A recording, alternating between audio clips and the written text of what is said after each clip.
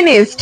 মনে হচ্ছে যেন লাইফের গেম প্লেতে আমি একটানা লেভেল 1-এ আটকে আছি। গেমের বস আমাকে এখন দেখে আর মারতেও আসে না, শুধু দূর থেকে হাত নেড়ে বলে, আবার এসেছিস, যা হোমওয়ার্ক কর। অথচ আমার সব বন্ধু গেমের লাস্ট লেভেলে, ওরা আমাকে দেখে হাসে আর আমি তাদের বলি, এই থাম, আমি জিরো থেকে শুরু করি না, আমি মাইনাস থেকে শুরু করি, তাতে চ্যালেঞ্জটা বেশি।